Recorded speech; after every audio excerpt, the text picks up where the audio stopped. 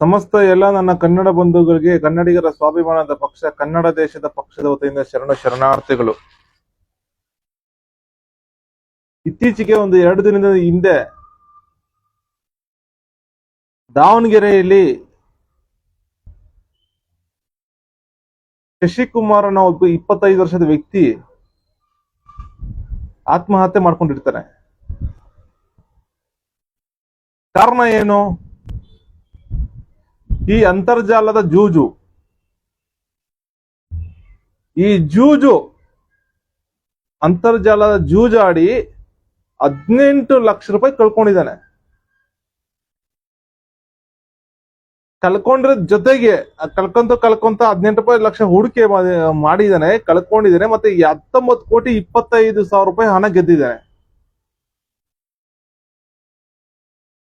19,25,00,000 ಹಣ ಗೆದ್ರೂನು ಅವನ ಜೂಜು ನಡೆಸುವಂತಹ ಒಂದು ವೇದಿಕೆ, ಆ ಸಂಸ್ಥೆ ಯಾವನ ಪರಭಾಷೆಗೆ ಹಿಂದಿ ಒಂದಾಗಿರುತ್ತೆ. 19 ಕೋಟಿ ಹಣ ಗೆದ್ದಿರ್ತಾನೆ, ದುಡ್ಡು ಕೇಳ್ತಾನೆ,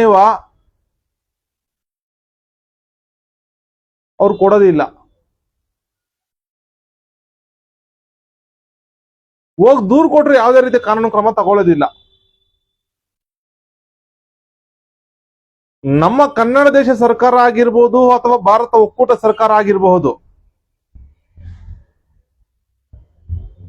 ಜಾಲತಾಣದಲ್ಲಿ ಅಂತರ್ಜಾಲದಲ್ಲಿ ಜೂಜಾಡದ ಅದಕ್ಕೆ ತೆರಿಗೆ ವಿಧಿಸ್ತೀರಾ.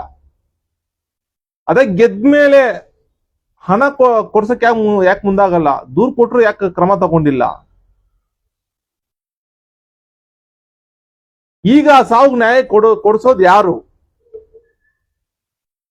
ಭಾರತ ಒಕ್ಕೂಟ ಸರ್ಕಾರ ಈ ನಿಟ್ಟಿನಲ್ಲಿ ಅಂತಹ ಅಕ್ರಮ ಜಾಲತಾಣಗಳು ಈ ರೀತಿ ಸರಾಗವಾಗಿ ಅಕ್ರಮವಾಗಿ ಚಟುವಟಿಕೆ, ಅನೈತಿಕ ಚಟುವಟಿಕೆ ನಡೀತಾ ಇದ್ರು ಭಾರತ ಒಕ್ಕೂಟ ಸರ್ಕಾರ ಏನ್ ಮಾಡ್ತಾ ಇದೆ?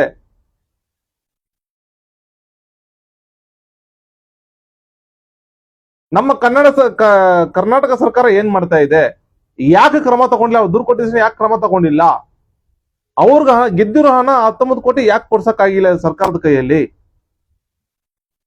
ಅವ್ರು 18 ಲಕ್ಷ ಹೂಡಿಕೆ ಮಾಡಿದಾಗ, ಆಟ ಆಡಿದಾಗೆಲ್ಲ ಅದಕ್ಕೆಲ್ಲ ತೆರಿಗೆ ಕಟ್ಸ್ಕೊಂತ ಇದ್ದಾರೆ ನೀವು. ಅವ್ರ 19 ಕೋಟಿ ಹಣ ಗೆದ್ದ ಮೇಲೆ ಯಾಕೆ ಅವ್ರಿಗೆ ಹಣ ಕೊಡ್ಸಿಲ್ಲ? ದೂರು ಕೊಟ್ಮೇಲೆ ಯಾಕೆ ಕೊಡ್ಸಿಲ್ಲ?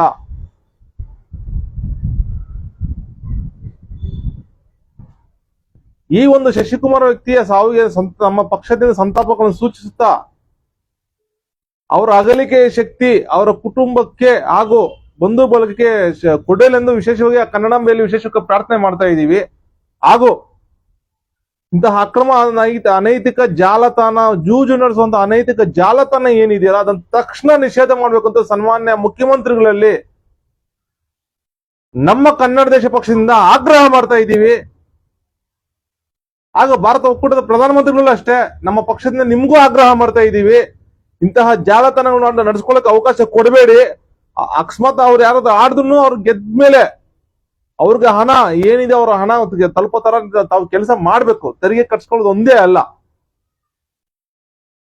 ಹಾಗೂ ನಾವು ಸಮಸ್ತ ಕನ್ನಡ ಬಂಧುಗಳಲ್ಲಿ ವಿನಂತಿ ಮಾಡ್ಕೊಳ್ತೀವಿ, ದಯವಿಟ್ಟು ಕನ್ನಡ ಬಂಧುಗಳೇ, ಈ ರೀತಿ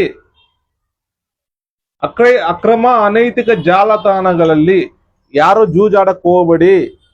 ವಂಶಗಳ ನಾಶ ಆಗೋಗ್ಬಿಡುತ್ತೆ ಈ ಜೂಜಾಡಿದ್ರೆ. ಎಚ್ಚರಿಕೆಯಿಂದ ಇರಿ. ಈ ಶಶಿಕುಮಾರ್ ಅವ್ರನ್ನ ಉದಾಹರಣೆ ತಗೋಬೇಕು, ಎಚ್ಚರಿಕೆಯಿಂದ ಇರಿ. ದಯವಿಟ್ಟು ನಮ್ಮ ಪಕ್ಷದಿಂದ ಸಮಸ್ತ ಕನ್ನಡ ಬಂಧುಗಳು ವಿನಂತಿ ಮಾಡ್ಕೊಳ್ತೀವಿ, ಯಾರು ಜೂಜಾಡ್ತಾರೋ ಅನೈತಿಕ ಜಾಲತಾಣಗಳಲ್ಲಿ ದಯವಿಟ್ಟು ಯಾರು ಆಡಕ್ ಹೋಗ್ಬೇಡಿ. ಪ್ರಾಣಗಳು ಕಳ್ಕೊಳಕ್ ಹೋಗ್ಬೇಡಿ, ನಿಮ್ಮ ಆಸ್ತಿಗಳನ್ನ ಕಳ್ಕೊಳಕ್ ಹೋಗ್ಬೇಡಿ. ದಯವಿಟ್ಟು ಯಾರು ಸರ್ವನಾಶ ಆಗ್ಬಿಡಿದ್ರು ಸಮಸ್ತ ಕನ್ನಡ ಬಂಧುಗಳಲ್ಲಿ ವಿನಂತಿ ಮಾಡ್ಕೊಳ್ತಾ ಇದ್ದೀವಿ. ಜೈ ಕನ್ನಡಾಂಬೆ, ಜೈ ಕನ್ನಡ ಧರ್ಮ, ಜೈ ಕನ್ನಡ ದೇಶ. ಶರಣಾರ್ಥಿಗಳು.